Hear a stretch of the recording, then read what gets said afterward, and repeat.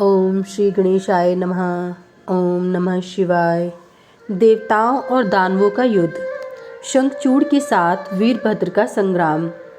पुनः उसके साथ भद्रकाली का भयंकर युद्ध करना और आकाशवाणी सुनकर निवृत्त होना। शिवजी का शंखचूड़ के साथ युद्ध और आकाशवाणी सुनकर युद्ध से निवृत्त हो विष्णु को प्रेरित करना। विष्णु द्वारा शंखचूड़ के कवच और तुलसी के शील का अपहरण। फिर रुद्र के हाथों त्रिशूल द्वारा शंखचूड़ का वध। शंख की उत्पत्ति का कथन। सनत कुमार जी कहते हैं, महर्षि, जब उस दूत ने शंखचूड़ के पास जाकर विस्तार पूर्वक शिवजी का वचन कह सुनाया तथा तत्वतः उनके यथार्थ निश्चय को भी प्रकट किया, तब उसे सुनकर प्रतापी दानव राजा शंखचूड़ ने भी परम प्रसन्नता पूर्वक युद्ध को ही अंगीकार किया। फिर तो वह तुरंत ही मंत्रियों सहित रथ पर जा बैठा और उसने अपनी सेना को शंकर के साथ युद्ध करने के लिए आदेश दिया। इधर अखिलेश्वर शिवजी ने भी तत्काल ही अपनी सेना को तथा देवों को आगे बढ़ने की आज्ञा दी और स्वयं भी लीलावश युद्ध के लिए सन्नद्ध हो गए। फिर तो शीघ्र ही युद्ध आरंभ हो गया। उस समय नाना प्रकार के रणबाग बजने लगे। वीरों के शब्द और कोलाहल चारों ओर गूंज उठे। मुने इस प्रकार देवताओं और दानवों का परस्पर युद्ध होने लगा। उस समय वे दोनों सेनाएं धर्मपूर्वक जूझने लगी। स्वयं महेंद्र वृषपर्वा के साथ लड़ने लगे और विप्रचीति के साथ सूर्य का धर्म युद्ध होने लगा। विष्णु दंभ के साथ भीषण संग्राम करने लगे।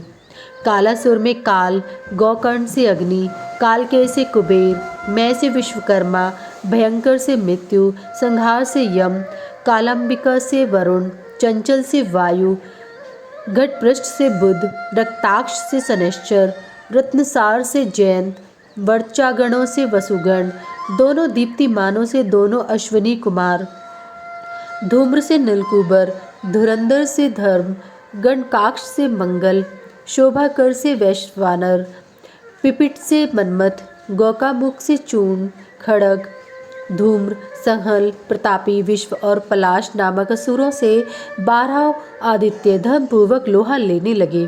इस प्रकार शिव की सहायता के लिए आए हुए अमरों का असुरों के साथ युद्ध होने लगा। 11 महारुद्र महाबल पराक्रम से संपन्न 11 भयंकर असुर वीरों से भिड़ गए। उग्र और चंड आदि के साथ महामणि, राहु के साथ चंद्रमा और शुक्राचार्य के साथ बृहस्पति धर्म युद्ध करने लगे। इस प्रकार उस महायुद्ध में नंदीश्वर आदि सभी शिवगण श्रेष्ठ दानवों के साथ संग्राम करने लगे। विस्तार भय से उनका पृथक वर्णन नहीं किया गया है। मुने उस समय सारी सेनाएं निरंतर युद्ध में व्यस्त थी और शंभु कालीसुत के साथ वटवृक्ष के नीचे विराजमान थे। उधर शंखचूड़ भी रत्नाभरणों से विभूषित हो करोड़ों दानवों के साथ रमणीय रत्न सिंहासन पर बैठा हुआ था। फिर देवताओं तथा असुरों में चिरकाल तक अत्यंत भयानक युद्ध होता रहा। तदंतर शंखचूड़ भी आकर उस भीषण संग्राम में जुट गया। इसी बीच महाबली वीरभद्र समर भूमि में बलशाली शंखचूड़ से जा भिड़े।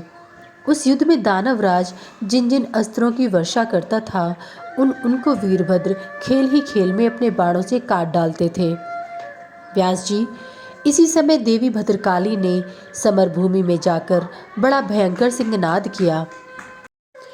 उनके उस शब्द को सुनकर सभी दानव मूर्छित हो गए। उस समय देवी ने बारंबार अट्टहास किया और मधुपान करके वे रण के मुहाने पर नृत्य करने लगी। उनके साथ ही उग्रदृष्टा, उग्रदंडा और कौटवी ने भी मधुपान किया तथा अन्य देवियों ने भी खूब मधु पीकर युद्ध स्थल में नाचना आरंभ किया। उस समय शिवगणों तथा देवों के दलों में महान कोलाहल मच गया। सारा सुर समुदाय बहुत प्रकार से गर्जना करता हुआ हर्षमग्न हो गया।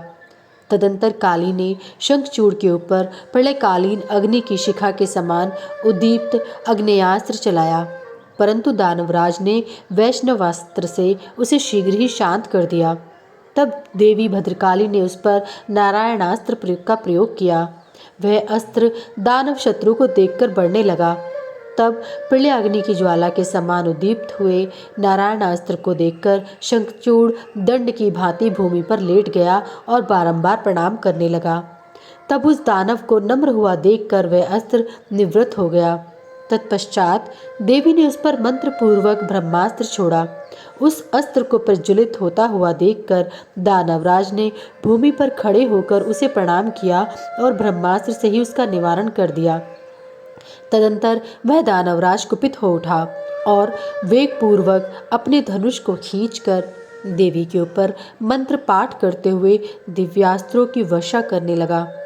भद्रकाली समर भूमि में अपने विस्तृत मुख को फैलाकर उन अस्त्रों को निगल गई और अट्टहास पूर्वक गर्जना करने लगी, जिससे दानव भयभीत हो गए।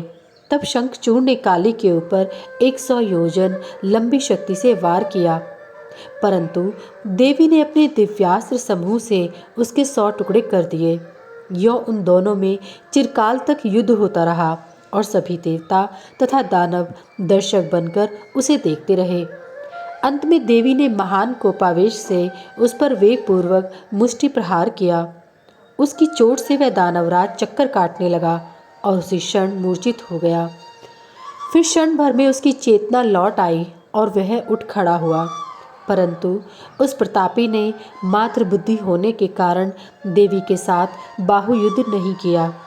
तब देवी ने उस दानव को पकड़कर उसे बारंबार घुमाया और बड़े क्रोध से वेग पूर्वक ऊपर को उछाल दिया। प्रतापी शंखचूड़ वेग से ऊपर को उछला और पृथ्वी पर गिरकर पुनः उठ खड़ा हुआ। उस महायुद्ध में वह तनिक भी भ्रांत नहीं हुआ था, बल्कि उसका मन प्रसन्न था। तत्पश्चात वह भद्रकाली को प्रणाम करके बहुमूल्य रत्नों द्वारा निर्मित अपने परम मनोहर विमान पर जा बैठा। इधर कालिका भूख से विहल होकर दानवों का रक्तपान करने लगी। इसी अवसर पर वहां यों आकाशवाणी हुई, ईश्वरी, अभी रणभूमि में सिंहनाद करने वाले 1.5 लाख दानवेंद्र और बचे हैं। ये बड़े उद्यत हैं, अतः तुम इन्हें अपना आहार बना लो। परंतु देवी, संग्राम में दानवराज शंखचूड़ को मारने के लिए मन मत दौड़ाओ, क्योंकि यह तुम्हारे लिए अवध्य है, ऐसा निश्चय समझो। आकाशवाणी द्वारा कहे हुए वचन को सुनकर देवी भद्रकाली ने बहुत से दानवों का मांस भक्षण करके उनका रक्तपान किया और फिर वे शिव जी के निकट चली गईं। वहां उन्होंने पूर्वापर के क्रम से सारा युद्ध वृतांत कह सुनाया। व्यास जी ने पूछा, महाबुद्धिमान सनत कुमार जी, काली का ये कथन सुनकर महेश्वर ने उस समय क्या कहा और कौन सा कार्य किया, उसे आप वर्णन करने की कृपा करें, क्योंकि मेरे मन में उसे सुनने की प्रबल उत्कंठा जाग उठी है। सनत कुमार जी बोले, मुने, शंभु तो जीवों के कल्याण करता परमेश्वर और बड़े लीला विहारी हैं। वे काली द्वारा कहे हुए वचन को सुनकर उन्हें आश्वासन देते हुए हंसने लगे। तदंतर आकाशवाणी को सुनकर तत्वज्ञान विशारद स्वयं शंकर अपने गणों के साथ समरभूमि की ओर चले। उस समय वे महावृषभ नंदीश्वर पर सवार थे और उन्हीं के समान पराक्रमी वीरभद्र, भैरव और क्षेत्रपाल आदि उनके साथ थे। रणभूमि में पहुंचकर महेश्वर ने वीर रूप धारण किया। उस समय उन रुद्र की बड़ी शोभा हो रही थी और वे मूर्तिमान काल से दिख रहे थे। जब शंखचूड़ की दृष्टि शिवजी पर पड़ी, तब वह विमान से उतर पड़ा और परम भक्ति के साथ दंड की भांति पृथ्वी पर लौटकर उसने सिर के बल उन्हें प्रणाम किया। इस प्रकार नमस्कार करने के पश्चात वे तुरंत ही अपने विमान पर जा बैठा और कवच धारण करके उसने धनुष बाण उठाया। फिर तो दोनों ओर से बाणों की झड़ी लग गई। यों व्यर्थ ही बाण वर्षा करने वाले शिव और शंखचूड़ का वह उग्र युद्ध सैकड़ों वर्षों तक चलता रहा। अंत में युद्धस्थल में शंखचूड़ का वध करने के लिए महाबली महेश्वर ने सहसा अपना वह त्रिशूल उठाया, जिसका निवारण करना बड़े बड़े तेजस्वियों के लिए भी अशक्य है। तब तत्काल ही उसका निषेध करने के लिए यों आकाशवाणी हुई, शंकर, मेरी प्रार्थना सुनिए और इस समय इस त्रिशूल को मत चलाइए। ईश, यद्यपि आप क्षण मात्र में पूरे ब्रह्मांड का विनाश करने में सर्वथा समर्थ हैं, फिर इस अकेले दानव शंखचूड़ की तो बात ही क्या है। तथापि आप स्वामी के द्वारा देव मर्यादा का विनाश नहीं होना चाहिए। महादेव, आप उस देव मर्यादा को सुनिए और उसे सत्य एवं सफल बनाइए। वह देव मर्यादा यह है कि जब तक इस शंखचूड़ के हाथ में श्री हरि का परम उग्र कवच वर्तमान रहेगा और इसकी पतिव्रता पत्नी तुलसी का सतीत्व अखंडित रहेगा, तब तक इस पर जरा और मृत्यु अपना प्रभाव नहीं डाल सकेंगे। अतः जगदीश्वर शंकर ब्रह्मा के इस वचन को सत्य कीजिए। तब सत्पुरुषों के आश्रय स्वरूप शिवजी ने उस आकाशवाणी को सुनकर तथास्तु कहकर उसे स्वीकार कर लिया और विष्णु को उस कार्य के लिए प्रेरित किया। फिर तो शिवजी की इच्छा से विष्णु वहाँ से चल पड़े। वे तो मायावियों में भी श्रेष्ठ मायावी ठहरे। अतः उन्होंने एक वृद्ध ब्राह्मण का वेश धारण किया और शंखचूड़ के निकट जाकर उससे यों कहने लगे। वृद्ध ब्राह्मण बोले, दानवेंद्र, इस समय मैं याचक होकर तुम्हारे पास आया हूँ, तुम मुझे भिक्षा दो। दीन वत्सल, अभी मैं अपने मनोरथ को प्रकट नहीं करूँगा। जब तुम देना स्वीकार कर लोगे तब पीछे मैं उसे बताऊंगा और तब तुम उसे पूर्ण करना।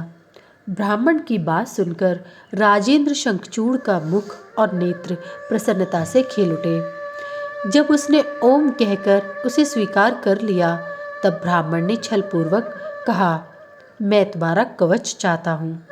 यह सुनकर ऐश्वर्यशाली दानवराज शंखचूड़ ने, जो ब्राह्मण भक्त और सत्यवादी था, वह दिव्य कवच जो उसे प्राण के समान था ब्राह्मण को दे दिया। इस प्रकार श्री हरि ने माया द्वारा उससे यह कवच ले लिया और फिर शंखचूड़ का रूप धारण करके वे तुलसी के पास पहुँचे। वहाँ जाकर सबके आत्मा एवं तुलसी के नित्य स्वामी श्री हरि ने शंखचूड़ रूप से उसके शील का हरण कर लिया। इसी समय विष्णु भगवान ने शंभु से अपनी सारी बात कह सुनाई। तब शिवजी ने शंखचूड़ के वध के निमित्त अपना उदीप्त त्रिशूल हाथ में लिया। परमात्मा शंकर का विजय नामक त्रिशूल अपनी उत्कृष्ट प्रभा बिखेर रहा था। उससे सारी दिशाएं, पृथ्वी और आकाश प्रकाशित हो उठे। वह मध्याह्नकालीन करोड़ों सूर्यों तथा प्रलयाग्नि की शिखा के समान चमकीला था। उसका निवारण करना असंभव था। वह दुर्धर्ष, कभी व्यर्थ न होने वाला और शत्रुओं का संहारक था। वह तेजों का अत्यंत उग्र समूह, संपूर्ण शास्त्रों का सहायक, भयंकर और सारे देवताओं तथा असुरों के लिए दुस्सह था।